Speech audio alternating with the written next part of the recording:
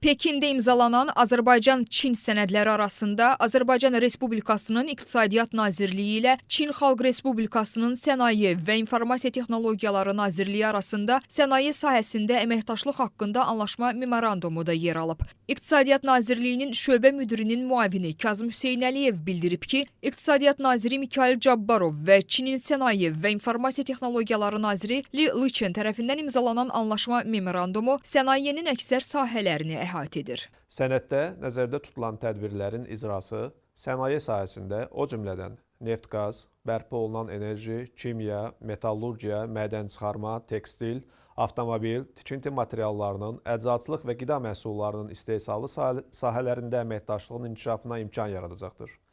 Anlaşma memorandumu həmçinin sənaye sahələrinin inkişafı nəticəsində iqlim dəyişikliyinə təsirlərin azaldılması, tullantıların idarə olunması və ya emalı, sənaye sahəsinin rəqəmsallaşdırılması və 4-cü sənaye inqilabı texnologiyalarının tətbiqi istiqamətlərində əməkdaşlığın gücləndirilməsini nəzərdə tutur.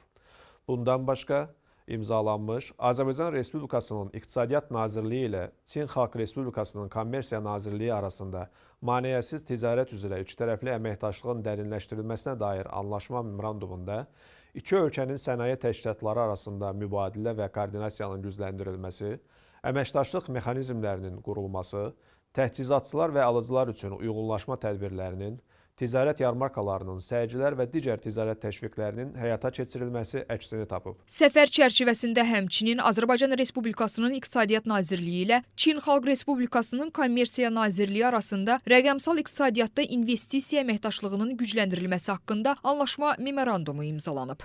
Sənəd rəqəmsal iqtisadiyyatda əməkdaşlıq prioritetlərinin müəyyən olunması, yeni biznes formatları və modellərinin inkişafı, rəqəmsal iqtisadiyyatın inkişafının birgə təşviqi, texnoloji innovasiyaların dəstəklənməsi və hər iki ölkədə rəqəmsal investisiyalar üçün əlverişli ekosistemin yaradılmasını əhatə edir.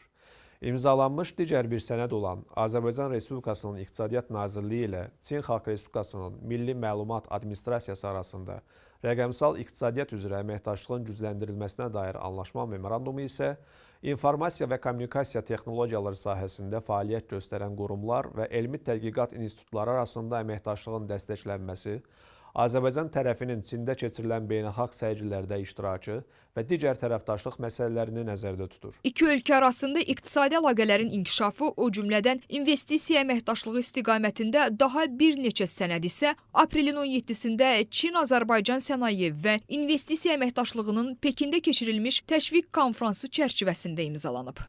Konfrans çərçivəsində İxracın və İnvestisiyaların Təşviqi Agentliyi, Azpromo və Kiçik və Orta Biznesin İnkişafı Agentliyi ilə Çinin Milli İnkişaf və İslahat Komissiyasının Beynəlxalq Əməkdaşlıq Mərkəzi arasında, eləcə də 4-cü Sənaye İnqilabının Təhlili və Koordinasiya Mərkəzi ilə Çinin İnformasiya və Kommunikasiya Texnologiyaları Akademiyası və Dünya Əşyaların İnterneti Konvensiyası Təşkilatı arasında anlaşma memorandumları imzalanıb.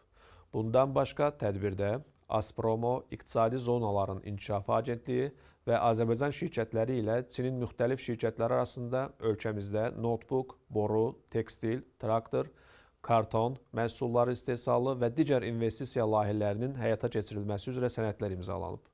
İmzalanmış investisiya layihələrinin ümumi həcmi təqribən 335 milyon ABŞ dolları təşkil edir. Birgə komissiyanın aprelin 16-sında Bakıda keçirilmiş 10-cu iclası zamanı İqtisadiyyat Nazirliyi ilə Çinin Kommersiya Nazirliyi arasında birgə investisiya əməkdaşlığı üzrə işçi qrupunun yaradılması haqqında da anlaşma memorandumu imzalanıb. Bu sənədin də birgə komissiya çərçivəsində investisiya əməkdaşlığı mexanizminin təkmilləşdirilməsini təmin etməklə ikitərəfli iqtisadi əlaqələri təşviq edəcəyi gözlənilir.